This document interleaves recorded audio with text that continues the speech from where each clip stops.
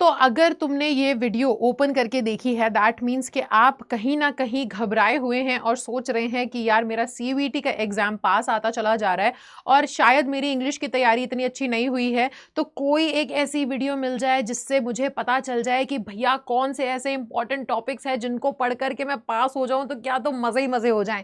तो यही है वो आपके लिए वीडियो, आपकी जो खोज है वो खत्म होती है इस वीडियो पर आकर के। इस वीडियो के अंदर मैं आपकी मदद करने वाली हूं जिससे कि आप लोग सीयूईटी 2024 में 100 नहीं 120 मार्क्स आसानी से लेकर के आ सकते हो भाई। ठीक है, सो 120, अब 200 का तो पेपर है, मैं ऐसे आपको सवाल बताने वाली हूं जो गारंटीड, लिख के ले लो, आपको पेपर में देखने को मिलेंगे ही मिलेंगे। और इन टॉपिक्स को आप जरूर ध्यान से तैयार करके जाइएगा क्योंकि यहां से जरूर क्वेश्चन आएगा और इन क्वेश्चंस को आप आसानी से सॉल्व कर लेंगे और इसके साथ आप इजीली 100 से लेकर के 120 मार्क्स तो यूं ही स्कोर कर लेंगे। ठीक है, सो इस वीडियो को बिना किसी देरी के शुरू करते हैं। मैं हूं आपकी अपनी इंग्लिश एजुकेटर निकिता सिंह और इस वीडियो के अंदर हम बात करते हैं कुछ ऐसे मोस्ट इंपॉर्टेंट टॉपिक्स की जो आपके सीयूईटी 2024 में पक्का आपको देखने को मिलेंगे पेपर में और आप आसानी से उसको सॉल्व भी कर पाओगे क्योंकि आप पढ़ के जाओगे। तो शुरू करते हैं। तो देखो, सबसे पहले आपको यहां पर इंपॉर्टेंस समझनी पड़ेगी बेटा रीडिंग कॉम्प्रिहेंशन की।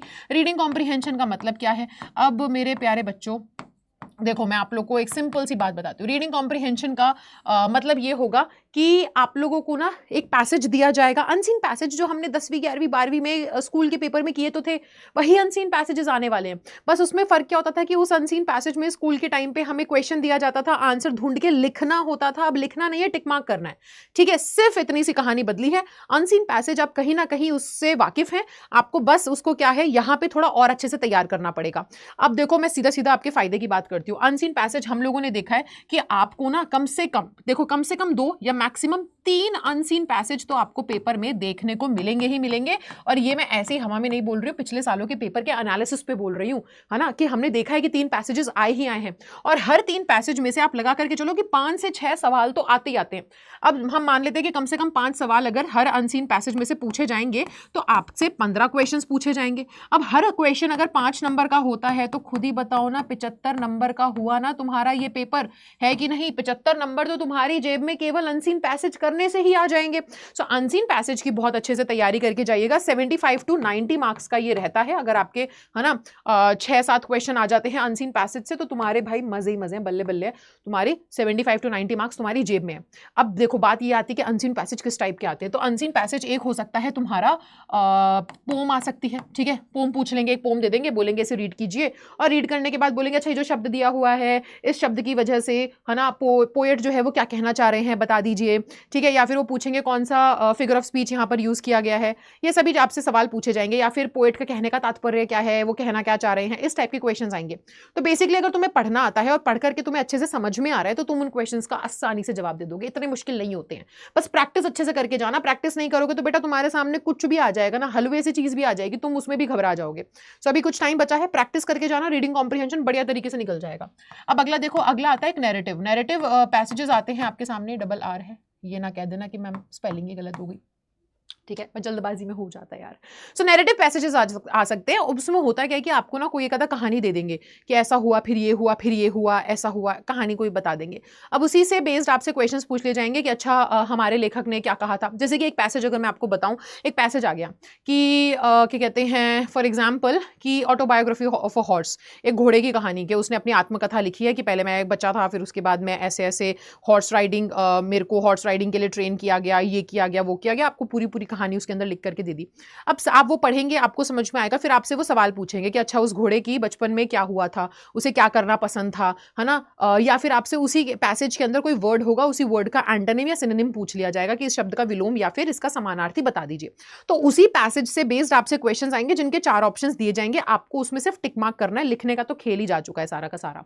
तो नैरेटिव बेस्ड पैसेज होंगे जिसमें कोई किसी ना किसी की कोई कहानी होगी। ठीक है, उसके अलावा आते हैं आपके पास फैक्चुअल पैसेजेस जो कि फैक्ट बेस्ड होते हैं, यानी कि उसके अंदर ना कोई फैक्ट्स एंड फिगर्स सब दिया होगा आपके सामने। जैसे कि इसरो के ऊपर कोई पैसेज आ गया कि इसरो ने फलाना कोई प्रोग्राम स्टार्ट किया था इन लोगों की मदद करने के लिए, ये डेवलपमेंट के लिए, इस ग्रोथ के लिए, फैक्ट्स एंड फिगर्स, इतना पैसा उन्होंने यहाँ पे लगाया था, ये हुआ था। तो फैक्चुअल पैसेज जिसमें तथ्य आपको दिए जाएंगे, आपको उसको पढ़ करके जवाब देना है। सारे जो क्वेश्चन है वो कहीं ना कहीं पैसेज से बेस्ड होंगे, यानी कि पैसेज पे ही आधारित होंगे। पैसेज अच्छे से समझ में आ गया तो सवाल तो तुम मक्खन तरीके से आराम से निकाल लोगे और आपके ये 75 से 90 नंबर तुम्हारी जेब में हो जाएंगे, कोई तुमसे इनको नहीं ले पाएगा। ठीक है, तो यहां से तो आपके देखो हमने बात कर ली 75 टू 90 मार्क्स आपकी जेब में है। रीडिंग कॉम्प्रिहेंशन की बढ़िया से पैसेज की तैयारी करके जाओ, ठीक है। कम से कम कोशिश करो दिन में 5 रीडिंग कॉम्प्रिहेंशन करो, क्योंकि रीडिंग कॉम्प्रिहेंशन में होता क्या है ना, अब तुम अटकोगे कहाँ ये भी बता देती हूँ। अटकोगे यहाँ की रीडिंग कॉम्प्रिहेंशन को सॉल्व करने में ज्यादा टाइम लगा लिया ना तो 45 मिनट का तो पेपर होने वाला है, तुम्हारा ज्यादा टाइम लग गया ना रीडिंग कॉम्प्रिहेंशन करने में, तो बाकी का पेपर छूटने के चांसेस हैं और वहां पे सारी की सारी जो है ना दिक्कत पैदा हो सकती है। सो रीडिंग कॉम्प्रिहेंशन की स्पीड अच्छी होनी चाहिए कि अच्छे से जल्दी से पढ़ करके सही तरीके से समझ सको, जल्दीबाजी में गलती भी नहीं करनी है। तो इसकी प्रैक्टिस करो दिन के कम से कम, मेरी तरफ से ये टिप रहेगी कि 4 से 5 पैसेज तो डेली के लगा करके आप है ना सोएं। चलो तो यहां से तो हमारे 75 टू 90 मार्क्स कंप्लीट हो गए। अब इसके अलावा अगर मैं आप लोगों को बोलूं तो भाई देखो एक ना है ट्रांसफॉर्मेशन, है ना, ट्रांसफॉर्मेशन के क्वेश्चन करके जाना। ट्रांसफॉर्मेशन एक टॉपिक होता है। अब ट्रांसफॉर्मेशन में भी आपको तैयारी किस चीज की करनी है, ट्रांसफॉर्मेशन ऑफ सेंटेंसेस में है ना, assertive to negative, negative to assertive, assertive to interrogative, बहुत सारी चीजें आती है, तुमको कुछ नहीं पढ़ना है, तुम सिर्फ ना ये करके जाना। एजर्टिव सेंटेंस को, ठीक है, कैसे एक्सक्लेमेटरी में चेंज किया जाए, ठीक है, एक्सक्लेमेटरी सेंटेंसेस में चेंज किया जाए, है ना, और एक्सक्लेमेटरी सेंटेंसेस को यानी कि वाइस वर्सा, है ना, एक्सक्लेमेटरी सेंटेंसेस को कैसे इसमें चेंज किया जाए। एक एग्जांपल देती हूँ, जैसे कि एग्जांपल आ जाएगा कि ओ भी चलो हटाओ, है ना, इस तरीके से एक एग्जांपल आ जाएगा कि what a beautiful day, what a beautiful day, है ना, ऐसा एक सेंटेंस आ गया। अब वो बोलेंगे कि ये सेंटेंस एक्सक्लेमेटरी सेंटेंस है, भाववाचक वाक्य है, एक्सक्लेमेशन हमें पॉइंट यहाँ पे नजर आ रहा है, एक मार्क नजर आ रहा है, इसको चेंज कर दो, 4 ऑप्शंस देंगे, है ना। एक ऑप्शन आ जाएगा it is a very beautiful day, ठीक है। एक ऑप्शन आ जाएगा it has been a beautiful day, ठीक है। और ऐसे ही आपसे 3 और ऑप्शंस आपसे पूछे जाएंगे, option B, option C, option D, ठीक है। आपसे बोलेंगे कि भैया इस एक्सक्लेमेटरी सेंटेंस को एजर्टिव में बदल दो, ऑप्शन नंबर ए हमारा सही जवाब है, आपको ढूंढ करके इसे करना पड़ेगा। या फिर वो बोल देंगे कि ऑलरेडी आपको एग्जाम्पल क्वेश्चन दे देंगे कि भैया हमने एजर्टिव सेंटेंस दिया है, इसको एक्सक्लेमेटरी में चेंज कर दो।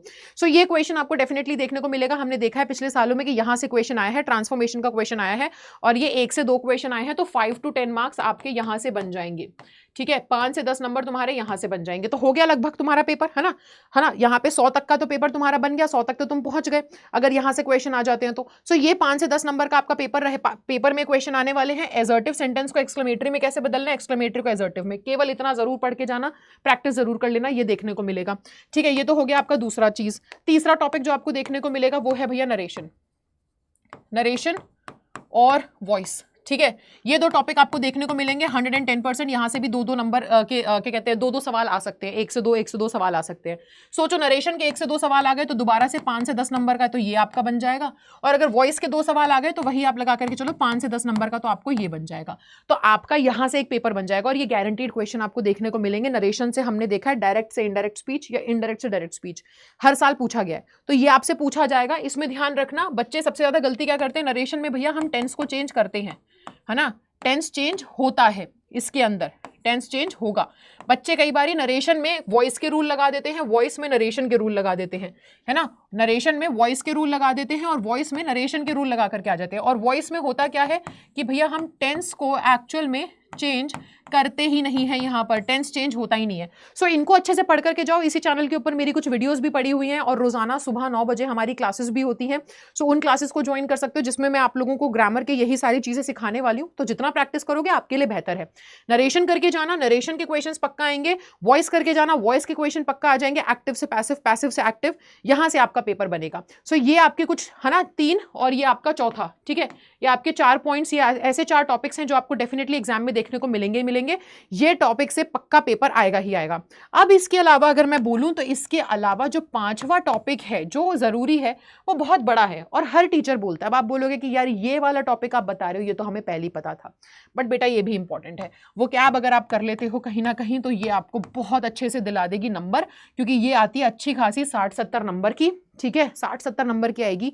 रीडिंग कॉम्प्रिहेंशन में भी छोटा मोटा वो कैब होगा, आपको अलग से भी पूछा जाएगा वो कैब वगैरह, जिसमें आपसे इडियम्स एंड फ्रेजेस हो जाते हैं, है ना, इडियम्स एंड फ्रेजेस हो गए, और उसके अलावा वन वर्ड हो गया, उसके अलावा एंटोनिम सिनोनिम तो पक्का देखने को मिलेगा, ठीक है ना। एंटोनिम सिनोनिम पक्का देखने को मिलेगा आपको, फ्रेजल वर्ब आपको देखने को मिलेंगे, ये सारी चीजें आपसे पूछी जाएंगी और आपको फॉरेन वर्ड्स भी आ सकते हैं, ठीक है। सो ये भी आपसे पूछे जा सकते हैं। तो ये बहुत बड़ा है, बहुत वास्ट होती है वो कैब, छोटी तो है नहीं कि मैम मैंने आज पढ़ना चालू किया, इतने नियम पढ़े, मेरा तो तैयार हो गया। वो कैब की तैयारी में कैसे करूँ, इतने सारे वर्ड्स हैं, कहाँ तक पढ़ता रहूँ, कितने शब्दों का तैयारी करूँ, तो ये थोड़ा सा दिक्कत है। बट मेरी बात मानो कि आप वो 4 चीज़ों को तैयार कर लो। आप रीडिंग कॉम्प्रिहेंशन की तैयारी करो, बढ़िया झिक करके 3 से 4, 4 से 5 एक दिन में अनसीन पैसेज सॉल्व करो, ठीक है। उसके अलावा आप नरेशन तैयार कर लो, चुटकियों में तैयार हो जाएगा, बचपन में बहुत बार सीख रखा है। वॉइस तैयार कर लो, वो भी तैयार हो जाएगा, बहुत बार कर रखा है हमने।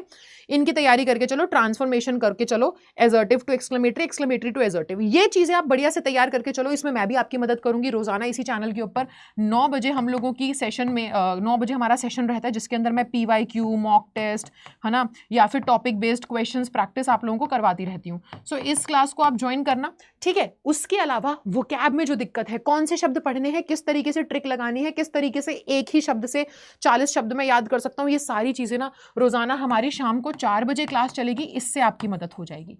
तो हो गए ना तुम्हारा 150 नंबर तक पहुंच गए ना तुम, कहीं ना कहीं 120 से 150 के बीच में आ गए तुम। इतने टॉपिक तुमको पढ़ करके जाने, इतने टॉपिक तुमने तैयार कर लिए तो तुम्हें कोई नहीं हिला सकता, तुम्हारा पेपर बहुत अच्छा जाएगा, ये मेरा दावा है, ठीक है। सो रोजाना शाम वोकैब में दिक्कत है, क्लासेस लो भाई, पढ़ने से ही दिक्कत जाएगी बेटा। कोई तंत्र मंत्र तो है नहीं जो मैं सिखा दूंगी कि ये मंत्र पढ़ लेना और सब दुविधाएं भाग जाएंगी। तो पढ़ना तो पड़ेगा। तो 4 बजे इस क्लास में हो, इन क्लासेस में आप अपने इन सभी प्रॉब्लम्स को का सॉल्यूशन पाओ, और 9 बजे आप प्रैक्टिस कीजिए मेरे साथ। तो लाइव बैठ करके हम जो है इन चीज़ों को दूर करेंगे, इन प्रॉब्लम्स को दूर करेंगे। बाकी आपको मैंने बता दिया है कि इन चीज़ों को पढ़ के जाओगे, ये 4-5 टॉपिक है जो तुम्हें गारंटीड, है ना, 100-150 से ऊपर लेकर के चले जाएंगे, तुम्हारे नंबर बहुत अच्छे आएंगे। सो ऐसे ही बहुत सारी इन्फॉर्मेटिव वीडियोज़ आप लोगों की प्रॉब्लम का सॉल्यूशन मैं इस चैनल पे लेकर के आती रहूंगी। सो इसी के साथ मिलते हैं हम क्लासेस में, तब तक के लिए bye bye, take care, thank you so much.